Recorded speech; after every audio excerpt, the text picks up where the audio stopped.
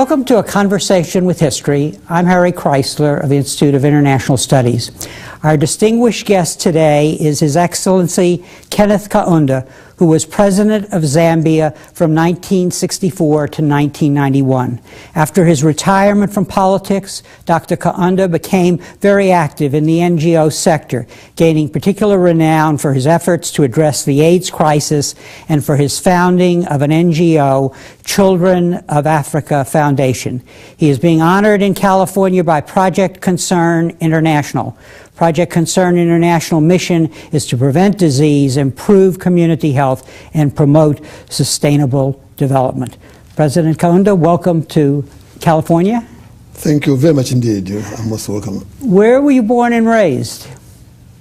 I was born at a place called Lubwa Mission in Chinsali district, northern Rhodesia.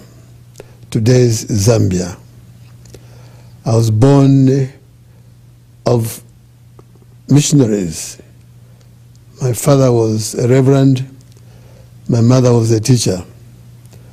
They came from a place called Nyasaland, today's Malawi, and traveled to my home in northern Rhodesia, and I was born there as last born of in my family. Mm. And your mother was, I read somewhere, the first teacher in Zambia? I'm afraid so, yes.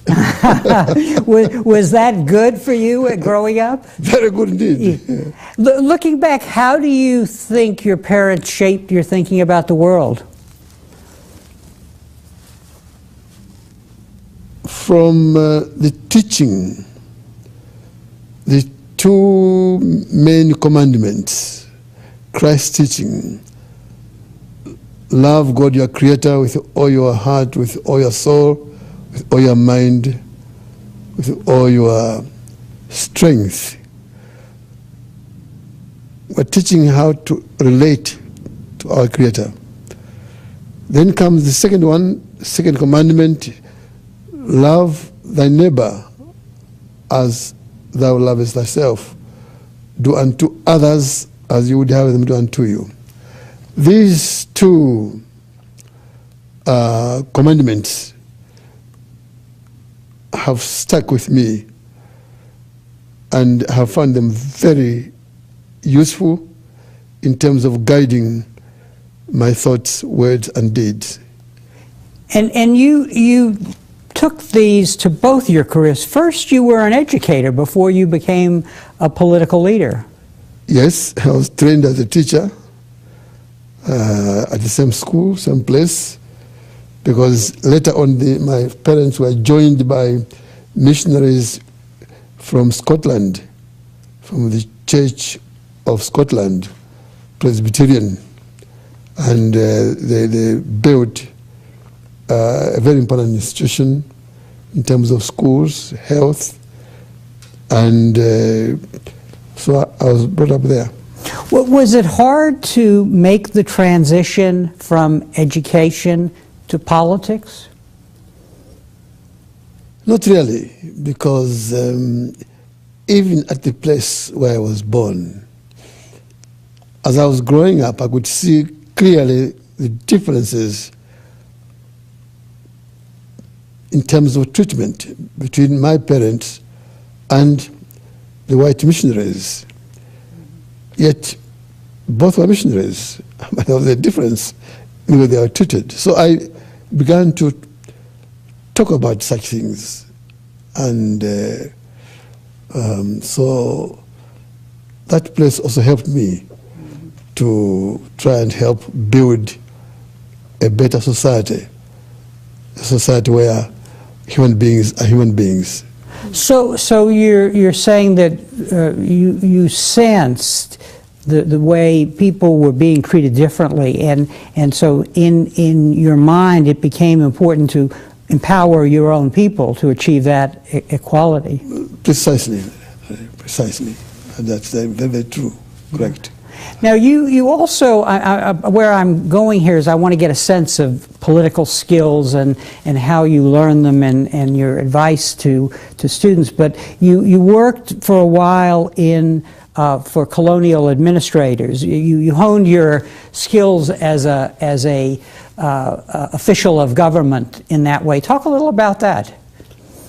I trained as a teacher, and I worked at my school, my birthplace, as a teacher for some 3-4 years, and I left to go and look for better places, better life. And I visited Tanganyika then, Tanzania today, with 2 of my closest friends. We didn't like it. We went back home. Then I went to to Salisbury, Harare today. Again, what I found there was terrible. So I went back home and worked as a welfare officer for some few months, 9 months, and then went back to teaching. From teaching, again, I didn't like it. I went back home to do farming, cooperative farming.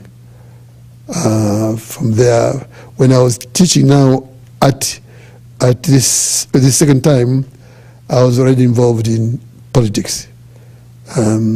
Because this was what is called the Copper Belt, a very developed area in the northern Rhodesia of our time. And there I got mixed up in politics. Mm-hmm. I never went back until I retired a few years ago. Mm-hmm. And I wonder if you could give our audience a sense of how you felt the excitement, because you are one of Africa's founding fathers. You were creating a political party which broke off from the ANC, so you were doing that ground level work, but you were also leading a national struggle for independence. Yes, that's true. As it happens, both the party which I formed after leaving the African National Congress and the African National Congress itself were both struggling against colonialism. So much as we differed in our approaches, I think it is important to relate to the fact that from time to time we still came back together, especially when we were nearing the time of our independence. We're still quite close to each other in terms of fighting colonialism in such a way that at the end we still came back together to form a government of national unity, because we had been standing for similar things, same principles, although we differed in terms of approaches. So yes, we differed from time to time, as I say, but in the end we understood and appreciated the fact that we were fighting for independence together.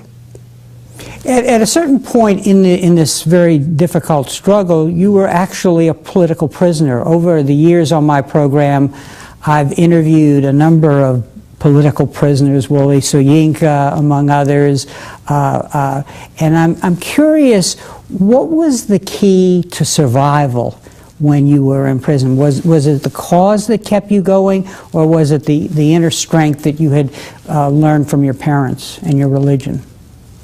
Well, the inner strength was there, true, but it was an instrument to fight for what we want to achieve. And therefore, the question you raise is very important, because from that, we managed to sort out what was required to be done. Mm-hmm. And once we got that, we had to find ways of how to get it. And this is we found a way of struggling against colonialism, this time British colonialism in northern Rhodesia. And once we worked out the objective, we began to work out how to get that objective. And this is when we began to mobilize now and organize the people of Northern Rhodesia. And I used to do a lot of cycling because we had no other way of doing it. Cycling, visiting villages. Bicycling, yes. Yes, bicycling, yes. One day I met a big lion on the road. All those things. Did you get his vote? He ran away from voting. So it was an exciting time, very, very difficult indeed. Tough, but it had to be done. And did it sounds like as part of this communication and reaching people, was political education, which is what you were doing, was it like education that you had done, when you were a teacher? No, different, in the sense that when you went out to visit people in villages, in towns, for that matter, you were talking about what was wrong with the government. You were talking about what we should do in order to get a better situation for ourselves and for our children. This was different from what I was doing when I was a teacher. In the classroom, I was teaching kids, young people, young boys, young girls. But this time I was dealing with their parents, and trying to explain to them what was wrong: poor education, poor health services, what was wrong, bad roads, no food, and so on, so on, so on. These are things that one got at the center of the struggle, and that this could only be made better if we got our own government and controlled things. That's how this came about. Our interviews are watched a lot by students all over the world, and I always like to ask distinguished individuals like you to reflect on your life and tell us what insights you have about the skills that are required for political life. The students will deal with a different set of problems, and we'll talk about those in a minute. But what it sounds to me like courage is very important. Just starting off from what you've said. Another very important question, Harry. First of all, there must be determination to do what is right, knowing that in the British system, you might have to go to prison, away from your family, away from everybody, and you're just going to be a prisoner. How long? You don't know. And it much depends on what you do, what goes wrong according to your colonial masters. You have to think of all these things. And once you make up your mind that you are determined to go ahead, regardless of what happens, then of course you say, yes, I am going to do it. God is great. God will guide me in my thoughts, in my words, in my deeds, whatever I think, say, and do.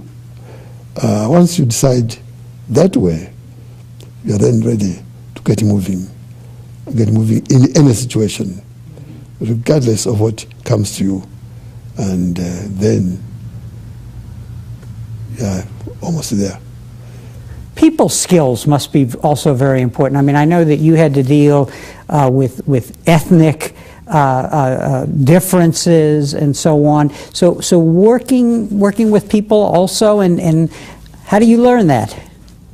I think the first thing is that you have to love people. First thing, you have genuinely to have feelings of love for your people. And when you look at what is happening in society, all that angers you, disturbs you, and so you decide, I am going to participate in this fight to establish something better, so that my people can have something better than what we're going through now as a people. Then you ask yourself, am I ready to go to prison for my beliefs? If the answer is yes, very good, you go ahead. If you can't make it, you must be honest with yourself and say, I'm sorry, I cannot participate in this because I can't go to prison. I think that's how the approach is, or was in those days. I'm sure it still is today. When you achieved independence and you took over the government, I mean, you must have had to really avoid despair, because, I mean, it's not as if, for example, the British left you a university system, an educational system in place. They didn't. You had to build it, right? Mm-hmm. Yes. When we took over, Harry, we found 100 university graduates only. In 70 years of British rule, they produced only 100 university graduates. And of these, 3 were medical doctors only. That's all we had. And so when we took over, the first thing to do was education, health services, communication, roads, and so on.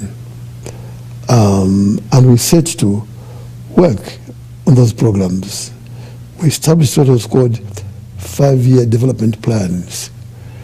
The first time was, of course, 18 months to buy time to build proper 5-year development plans. And we got through that period with some little success, quite good success, I must say. We were beginning new ones.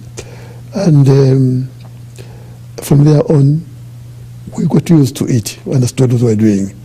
We accepted as a challenge.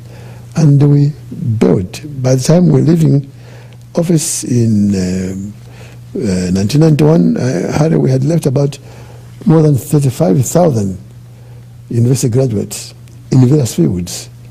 It was quite an achievement. We left, now this time, many schools, primary schools, colleges, and universities. We left clinics, dispensaries in various fields, various districts of the country. We have about 53 districts. We covered all these facilities, district hospitals, ending up with general hospitals, 1 in each province, 8 provinces, and the 9th one was the capital. We built there a teaching hospital, what we called University Teaching Hospital. So we had established something quite decent by the time we were leaving office. We're very proud of what we achieved.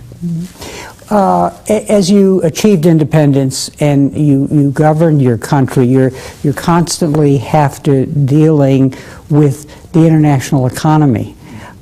We now call, the new word is globalization, the buzzword, but I think it would be interesting for our audience to have you reflect on the vulnerability of a poor country. Once it empowers itself to achieve independence, to begin its national politics, to actually navigate this international economy where suddenly the price of copper, for example, can fall precipitously. Talk a little about the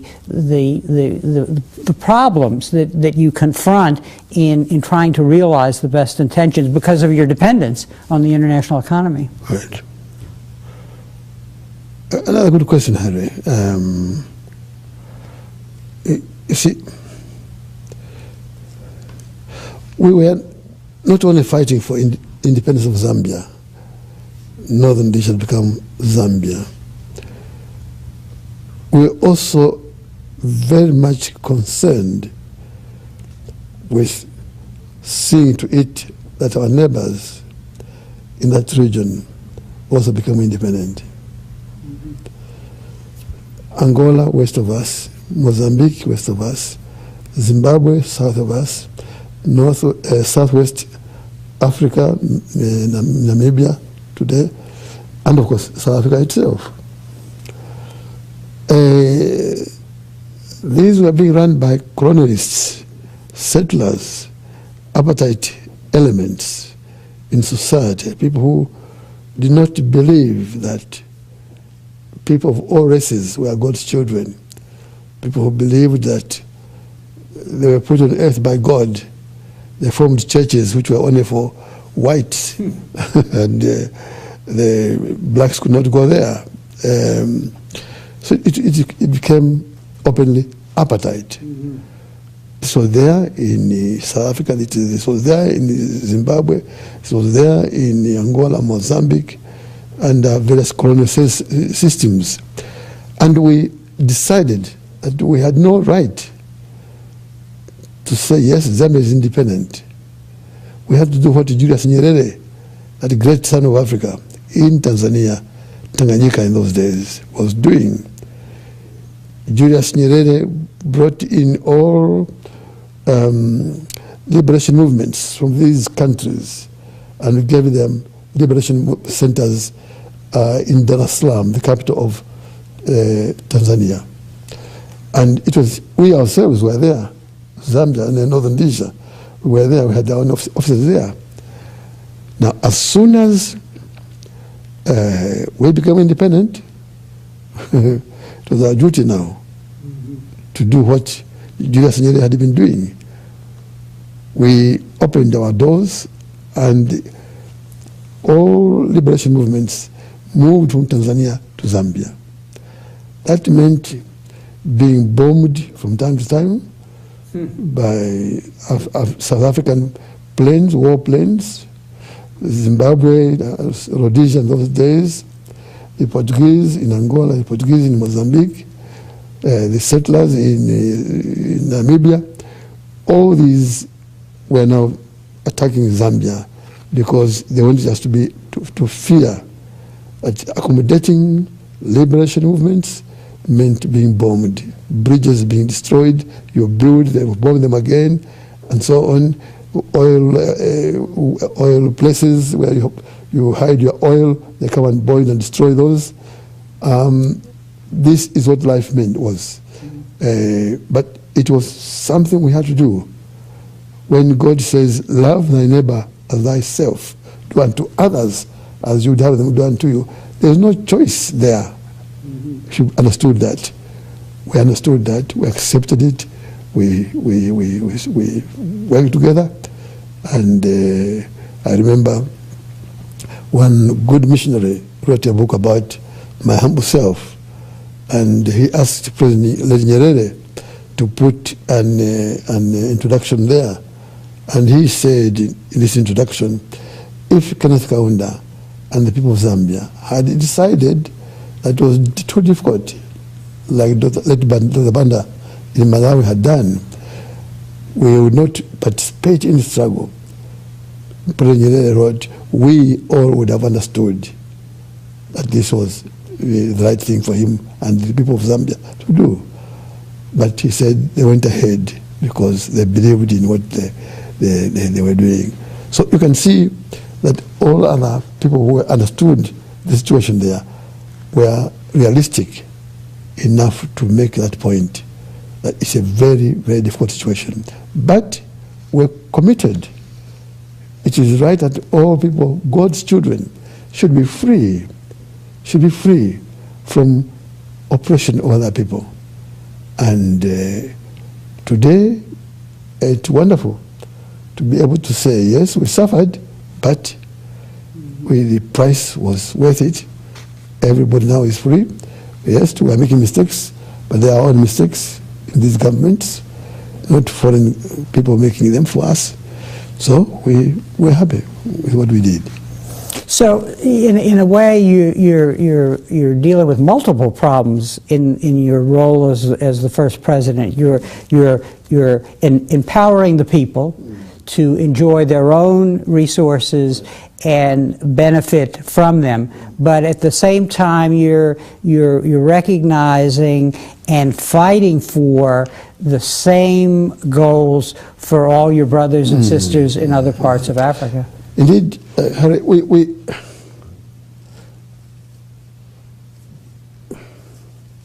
it is perhaps important to point this out, that even in countries in Europe, for example, in America,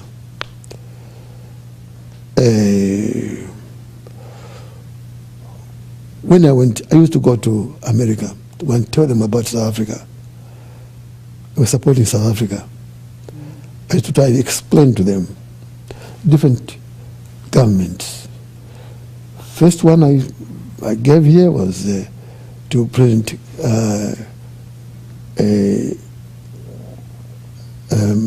Carter, a very good personal friend of mine. Harry, that man gave me 3 days of discussions, and very sympathetic.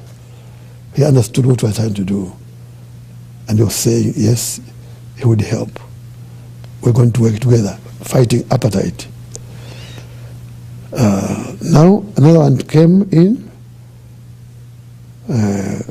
Ronald Reagan. From California. From California, yes. I went there again to explain this thing. And I could see the differences between the two. It came very little time, but at least I spoke to him for 1.5 hours, explaining, look, this is the meaning of apartheid to fellow human beings, and so on, so on, so on. He was listening. I thought he was listening carefully. And in the end, he said to me, Mr. President, let us do business together. That's what he said.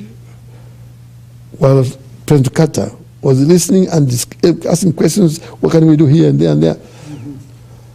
President Reagan, all good he could say was, Mr. President, let us do business together. I think whether he meant let us do business together in South Africa or over South Africa, I don't know. But that is all I got from him. And then, of course, you have people like Bill Clinton. President Clinton is a fighter with us. When I was arrested by my own president in Zambia, after we left office, President Clinton sent a powerful message to him. Either charge him or release him. So you can see the differences between leaders. Now, we go back to a point. This is, what I'm trying to say here is, here you are, the West, on which copper markets depend, has leaders who may be supporting apartheid, who may be against apartheid. So for us, it was a tragedy when a leader who was supporting apartheid came into office in Europe. What I call my dancing partner, Margaret Thatcher, did not support our policies on South Africa. I can tell you one example. When we discovered oil, presence of oil on our soil in Zambia, an important oil company from America came to join us. They began doing wonderful things there, investing, getting ready to start exploiting our oil resources. You know what happened? They appointed somebody called a resident director in Zambia. To manage the oil. To manage the oil, exactly. Yeah. Thank you. And then one day he came to me, Mr. President, can you can I invite you, come and see what we are doing by way of exploiting oil in your own country? I said, most welcome. So I put him on my plane, the fighter, the government aeroplane. We went to a certain district. We found the military choppers there. We got into those choppers. We went to this place where the exploitation was taking place. Now, Harry, this was wonderful, really incredible. Big machines here and all over. A real development. And I was saying, thank God, thank God. Now copper and oil now will have power, real power. We'll be able to feed our people, do everything that we have been doing, even more. After a month or so, I received the shock of my life. All those machines I saw, temporary homes, were gone. I learned later that there was cooperation between the two, Ronald Reagan and Margaret Thatcher.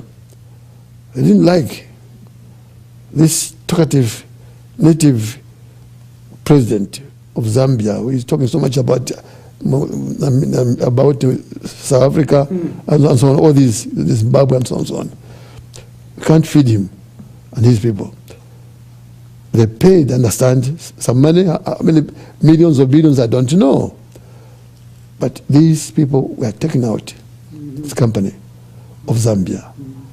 So now what I'm saying is that when you have situations like that, your copper will only mind to a country if prices are good. But during my time when I was talking too much about South Africa, Rhodesia, all these colonial countries, some Western countries did not like that. And so they punished me, a real punishment, by putting down the prices of copper. And by pulling out, people were going to provide a lot of money for my schools, my hospitals, and so on. So you can see the problem that we have, and I hope that someday organizations such as the World Bank, IMF, and so on will be able to perform in accordance with the requirements of the whole world, not just the developed world. What I hear you saying is that it's not just the economic constraints of a poor, small country, but it's really the political constraints that they are placed under, especially if the leadership has courage, vision. Now, we're transitioning into a new world of globalization, a world in which at least parts of the world are sort of recognizing the common problems that we all face, poverty, disease, and so on. I know that you are seizing this time to actually use your political skills and offer a vision that contributes to this. Do you believe that in solving some of these problems now, one really has to turn more and more to the NGOs to address problems such as AIDS and poverty? I've said, Harry, that you have people like Bill Clinton, my friend Carter. You have many others.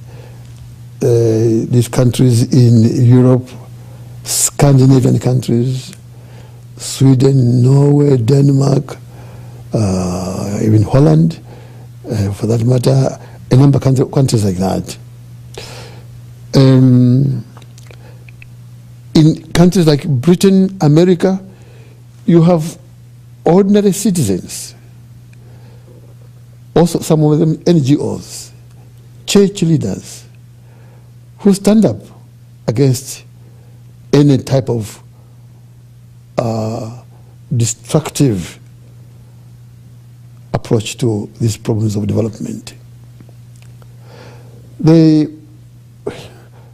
investors will invest, but if they don't have the right approach to problems, they will not use that money also to help make profits, and I accept that. Investors are investing to make money, to make profits. It's welcome. It's right. It should be so.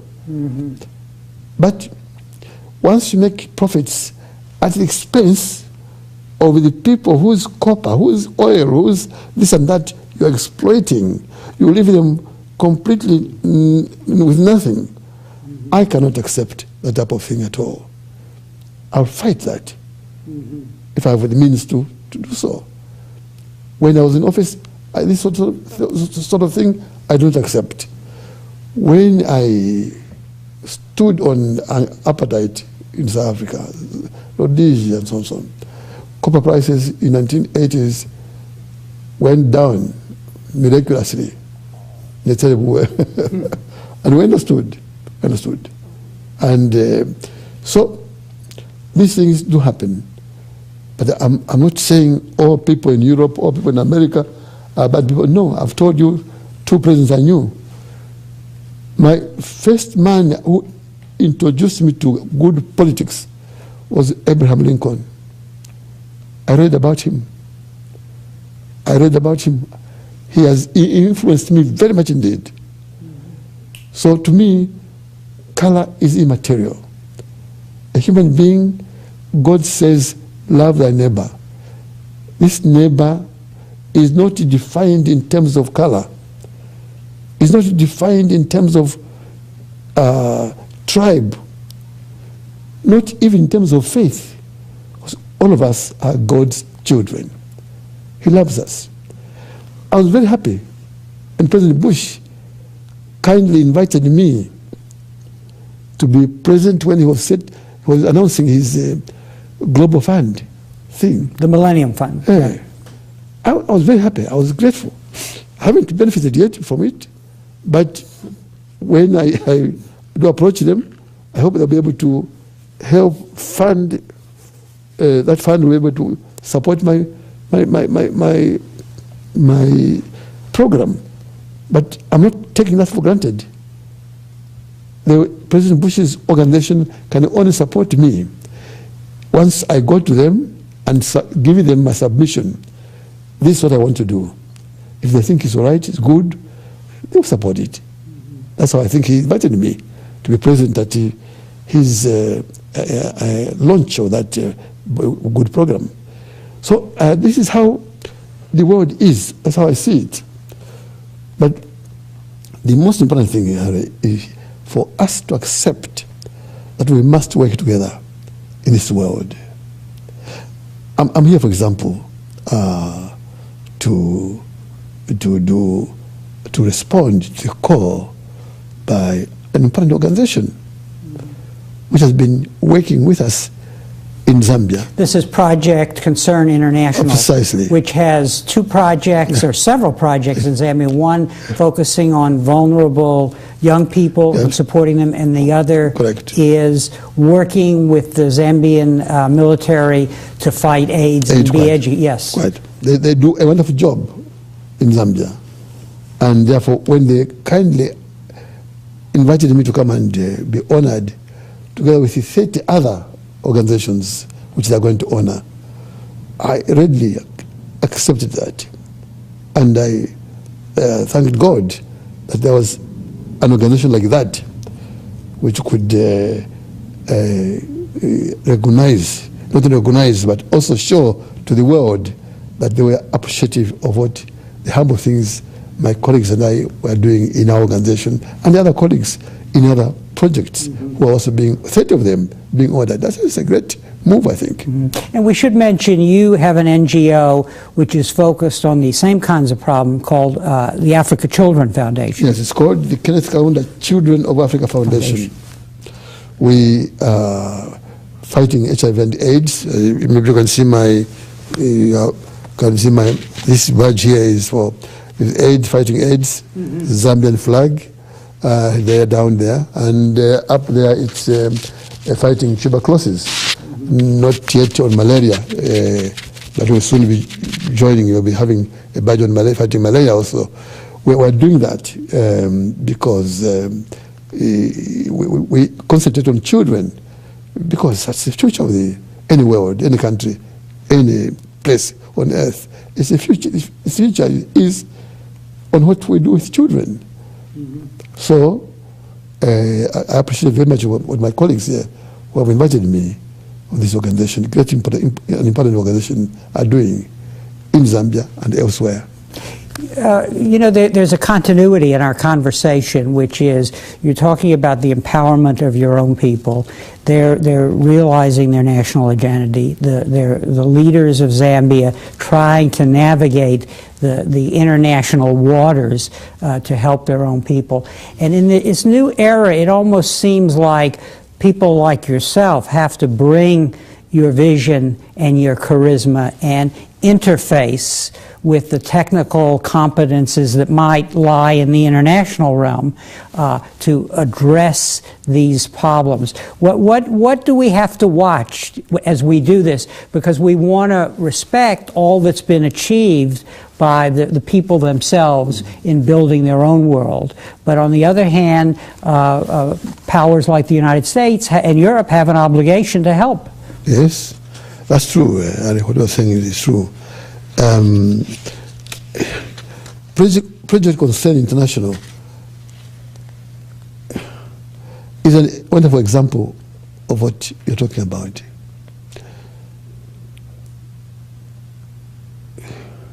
They can't do that on their own, alone.